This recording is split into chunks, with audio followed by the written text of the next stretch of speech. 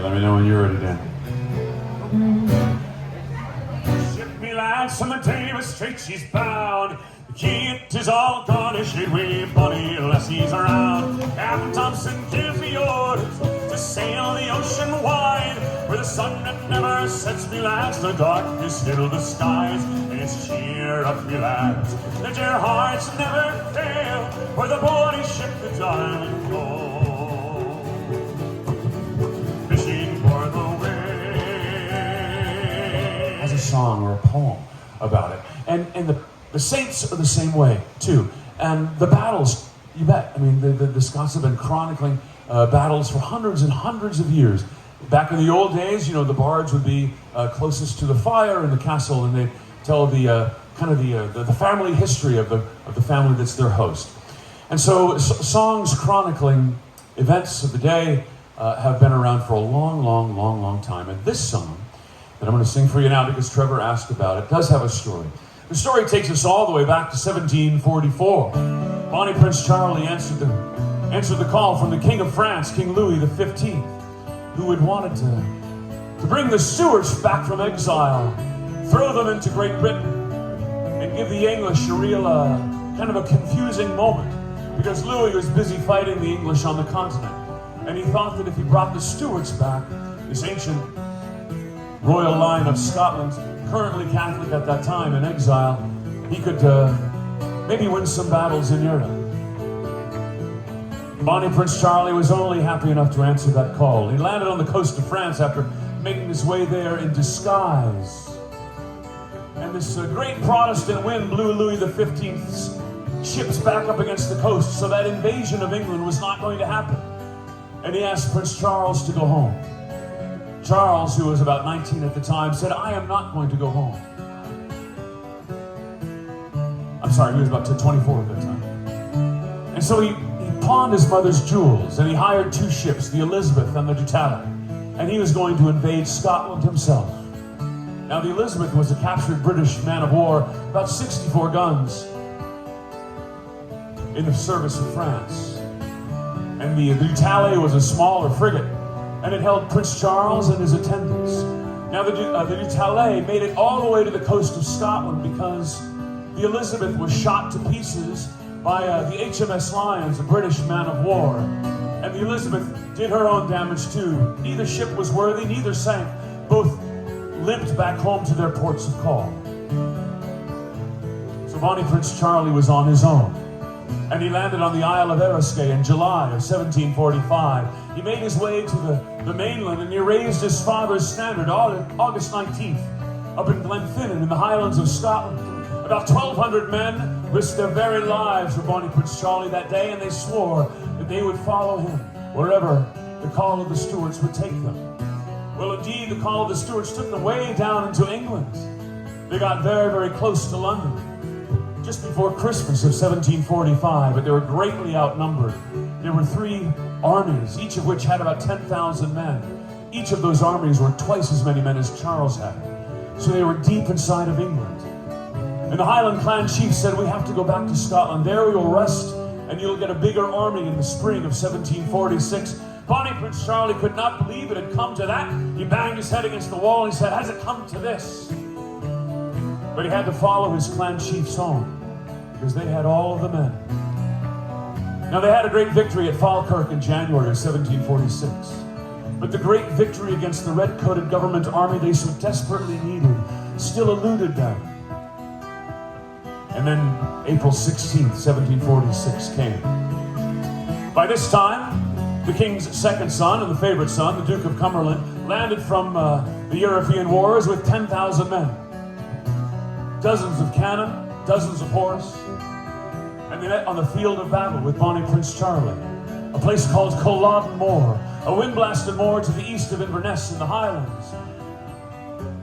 It was very poorly chosen ground by the Highlanders. They should have never given battle that day, in my opinion. It was about 500 yards of boggy ground, which is terrible for the Highland charge, which was really only their one tactic. On the contrary, on the other side of the field, the Duke of Cumberland had 10,000 men. And when the cannons opened up against the lines of the Highlanders and great holes were cut in the Highland lines, the battle was really over before it began. Bonnie Prince Charlie was led out the back. He never saw most of those Highlanders again. Now here's the part of your story. 2 of those Highlanders were taken to the castle of Carlisle to the south, just over the border into England. And there they were tried for treason, which was a hangable offense back in those days. And these 2 Highlanders swore to each other that no matter what happened, they would return home to Scotland. And as it turns out, one of those men was allowed to walk home. He took the high road home. But the other fellow was condemned for treason, and he was executed right there in front of Carlisle Castle. But the old Scottish legend says, if you're born in Scotland, no matter where you travel across the world, and no matter where you die, your soul will travel underground via the low road to the land where you were born. And that's where we get the chorus to this song, and that's what we think happened to that other young man. And the song, you know it, Trevor, goes like this. By yon bonny banks, by yon bonny bridge, where the sun shines bright on Loch Lomond, where me and my true love will ever want to get, on the bonny, bonny banks of Loch Lomond. He'll take the high road, I'll take the low road. I'll be in Scotland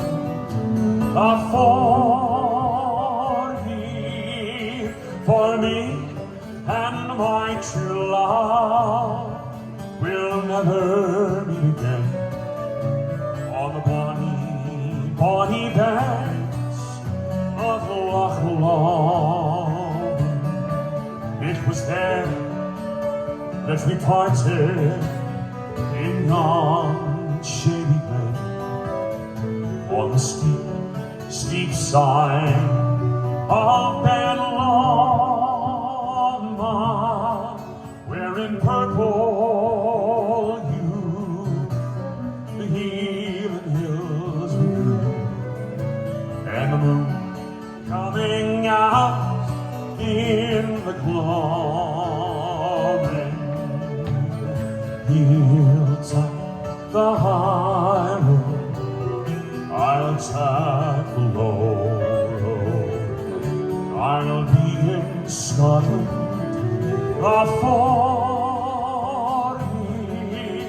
for me and my true love will never meet again, on the bonny, bonny banks of Loch Lomond.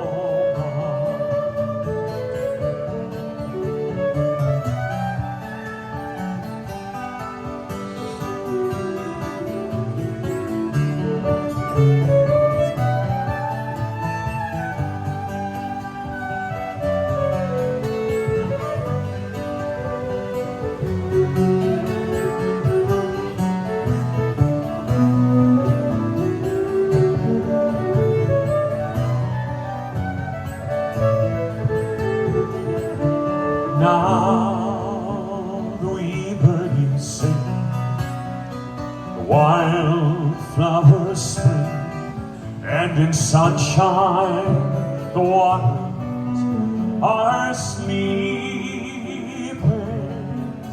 But a broken heart can stay second spring, and the wakeful day seeks free.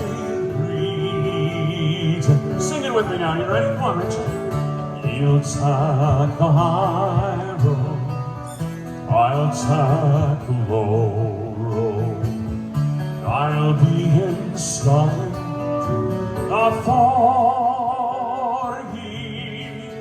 for me and my true love will never meet again, on the bonny, bonny banks of Loch Lomond.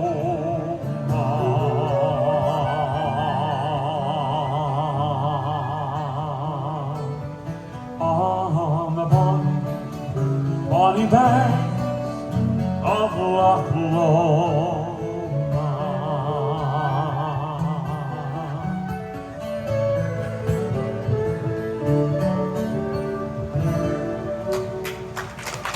Thank you. That was a songwriter who passed away in the last year. He was recorded by everybody, and just a brilliant wordsmith, masterful musician. The song is called The Ballad of St. Andriel, and Tad kicks it off on the fiddle.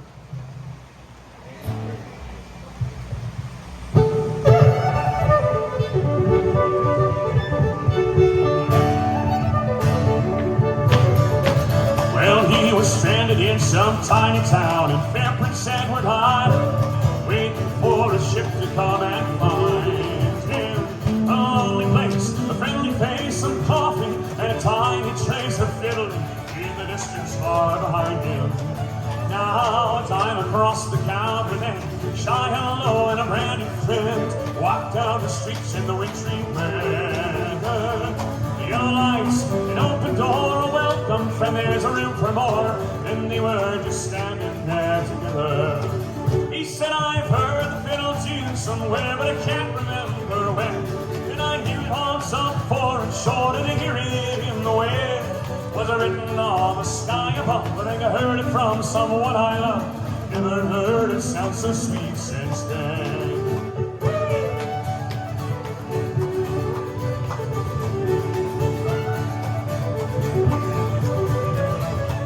Just then his feet began to tap. A little boy says, I'll take her hat. And he's caught up in the magic of her smile. And he his heart inside and went, and off across the floor it sent his body, just as graceful as a child. He said, there's magic in the fiddler's art, magic in this town, magic in the dancer's skin and the way they put them down. People smiling everywhere, bits, ribbons, and locks of hair, after old blue suits and Easter gowns.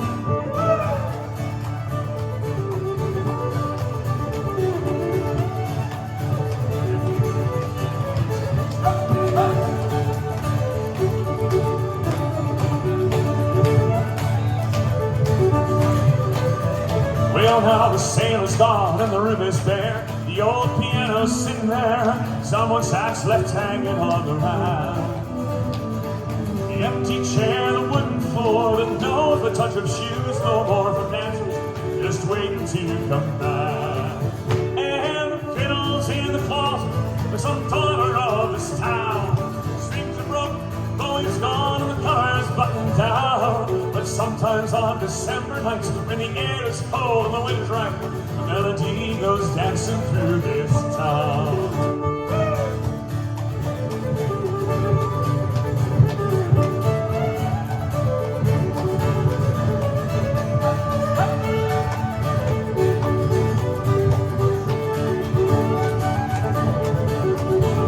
Bring it home, Dad.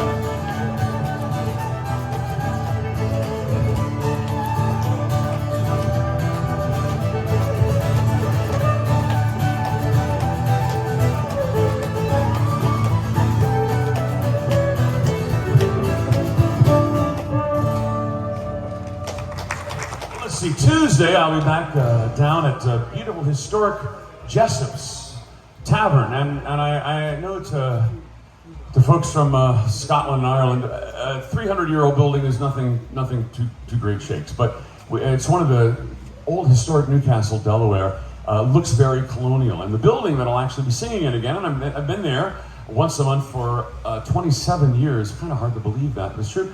It dates back to the late 17th century, and the folks dress up in colonial garb, and it's really a lot of fun to sing there. And then next Saturday, believe it or not, I turn 60. Where have the years gone by? I have no idea. So I'm taking some time off to enjoy, maybe to reflect and find out what I did with my misspent youth. I just don't know what I do with all that. But I'm going to sing a song for you right now that takes us up to Nova Scotia, Canada. A song that I discovered a million years ago. My mother's from Canada, and we had a lot of Canadian folk music in the house when I was growing up. It's a song about the Blue Nose, the two-masted schooner that for about a quarter century was one of the finest vessels of her type on the eastern seaboard, and I'm sure she was up here in Mystic from time to time. And the Blue Nose 2 is the one they built after the Blue Nose one sank off the coast of Haiti. And we see the Blue Nose too with tall ships festivals down in my part of the mid-Atlantic. So a song that takes us back now, and if you go to Canada and you look on the other side of that Canadian dime, there you will see the original Blue Nose. So here's a song about both.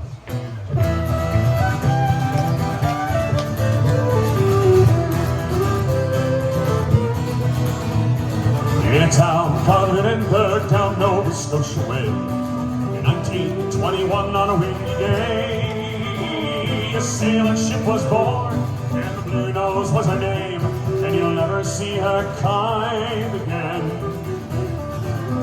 Blue Nose, the ocean knows her name, sailors know how proud a ship was she. Blue Nose, leaning in the wind, racing every wave of the sea.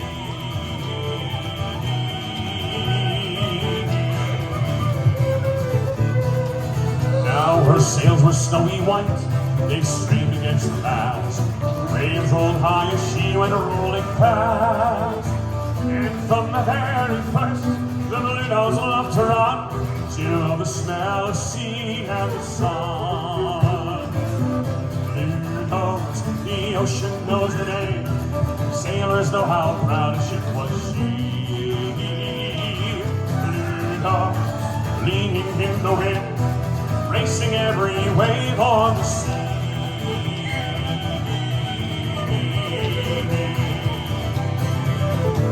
What you got, Sam?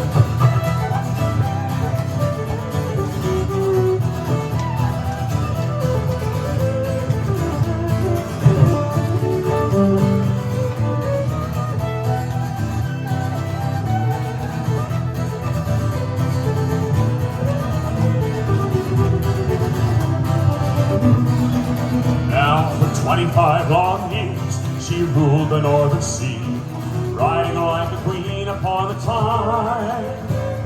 But in the Caribbean, one dark and stormy day, she ran upon a reef and died. Blue Nose, the ocean knows her name, sailors know how proud a ship was she. Blue Nose, leaning in the wind, racing every wave on the sea.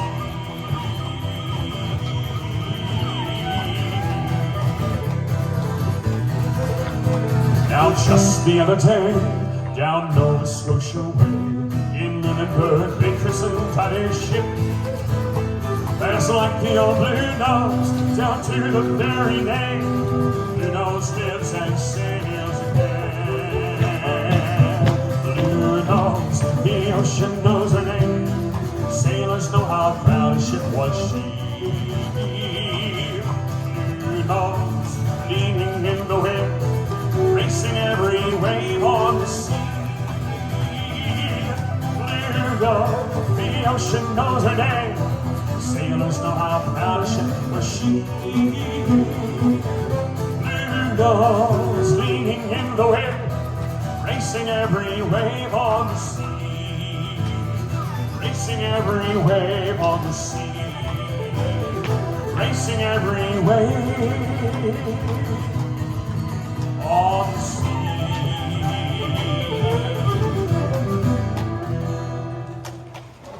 Got a time for a few more songs before the Tannehill Weavers come back up. And I'm gonna do a little promo here for a sec because I never get a chance to.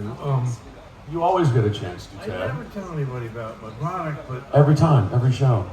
Please. Everybody back to college?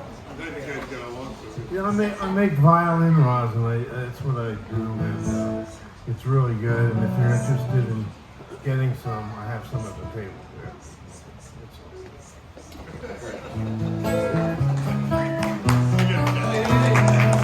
Very nice of you.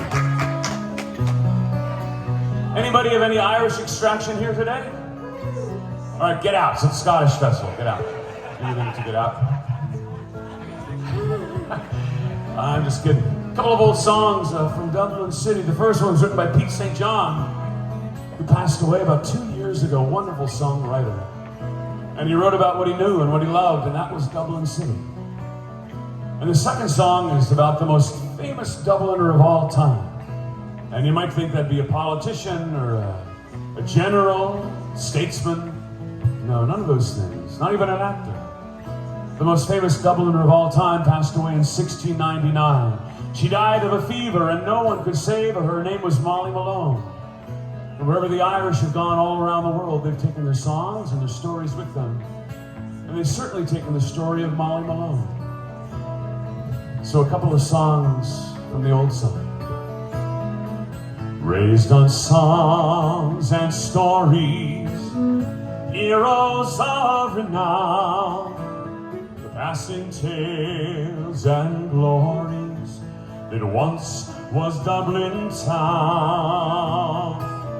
The hallowed halls and houses, the haunting children's rhymes that once was Dublin city in the red time. Ring-a-ring-a-rosy, as the light declines, I remember Dublin city in the red time. Well-meaning, it is Sean Dempsey, as Dublin as can be, born hard and late in Pimlico, in a house that ceased to be. By trade I was a cooper, lost out to redundancy, like me house that fell to progress, betrays a memory. Ring, ring, the as the light declines, I remember Dublin city in the red time. Well, I courted Peggy Diamond, as pretty as you please. She was a rogue and a child of Mary, from the rebel liberty. I lost her to a student lad with eyes as black as coal. When he took her off to Birmingham, well, she took away his soul. Ring, ring, the rosy, as the light declines, I remember Dublin city in the red time.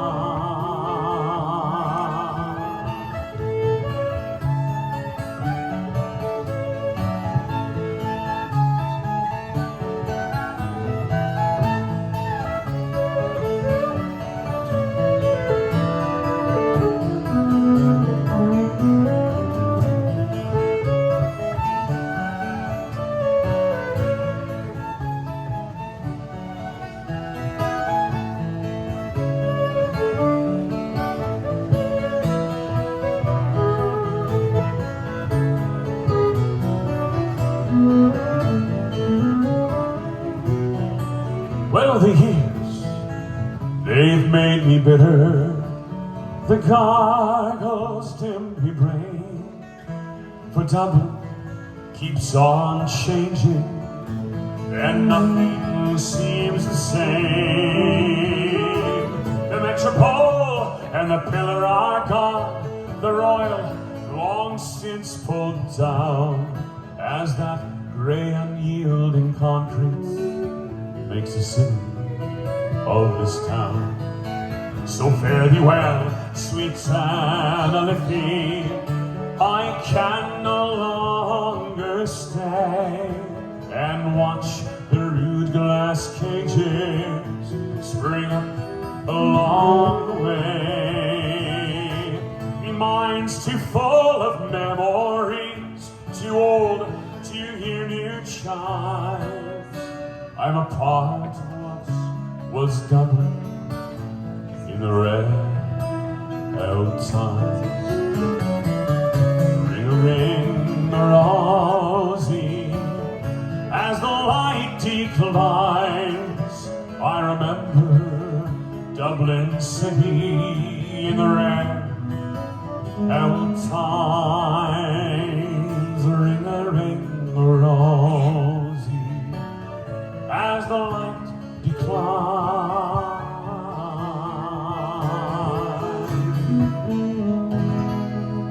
I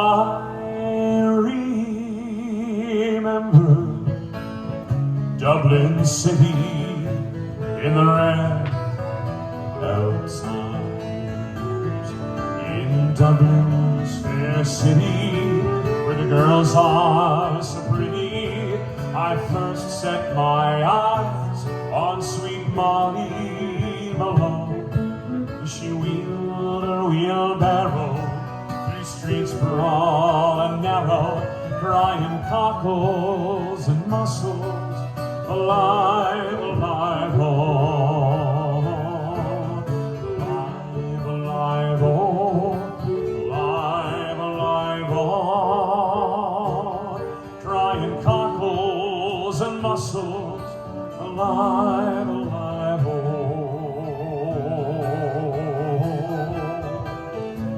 Well, she was a fishmonger, sure 'twas no wonder, for so were her mother and her father before, and they all wheeled their barrows through streets broad and narrow, crying cockles and mussels, alive, alive, oh, alive, alive, oh, alive, alive, oh, crying cockles and mussels, alive, alive, oh.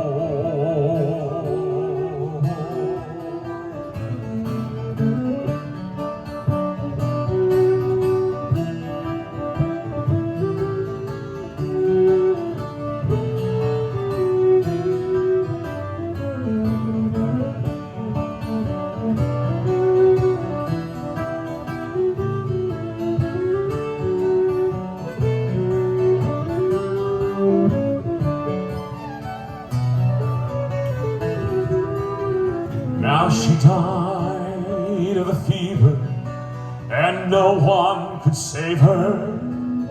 That was the end of my Molly Malone. Now her ghost wheels her barrow through streets broad and narrow, crying cockles and mussels, alive, alive, oh, alive, alive, oh, alive, alive, oh, crying cockles and mussels, alive, alive, oh, alive, alive, oh, alive, alive, oh,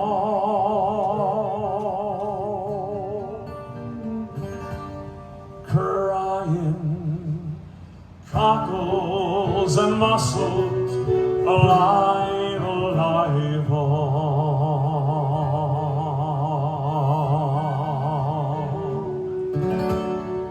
The 20th, which is the Saturday before Christmas, with a Celtic concert in Mystic, Connecticut. Would love to see you there. The flyers are in the back of the room at the table. And Lenore, thank you very much for helping us with the CDs and stuff. Tad has some CDs. I've got some CDs, and Tad has some rosin too, back at the back table. And also, I'm doing another coach tour.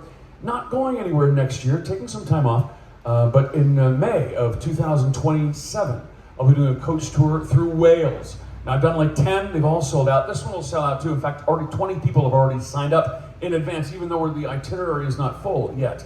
We're still working on that. But if you want to be on that mailing list, the information will be on my website just as soon as it's finalized. Otherwise, grab a flyer, and we would certainly love to see Wales with you. Before we do this last song, round of applause for Mr. Tad Marks over here on the fiddle. And another one for Dan, the sound man.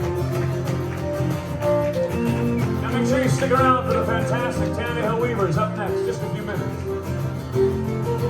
Oh, flower to scorn, when will we see your lights again? That portent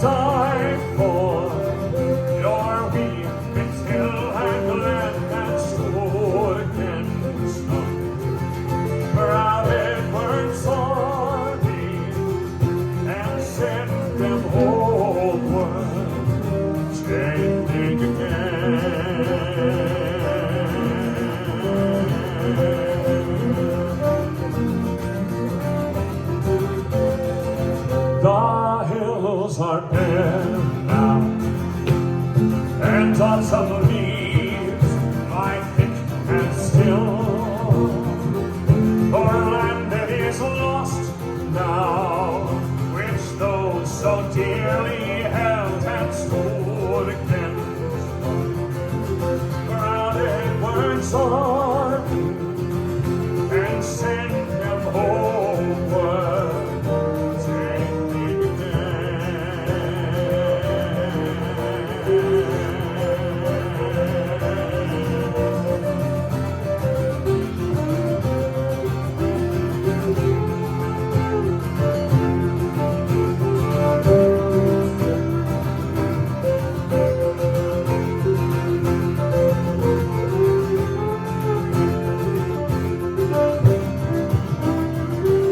and stood against the proud Edward's army and sent them homeward, sailing again.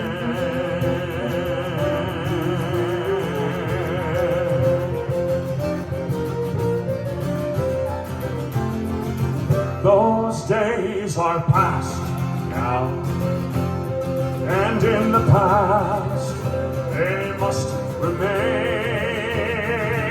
But we can still rise now and be the nation again that stood against the proud Edward's army and send them home.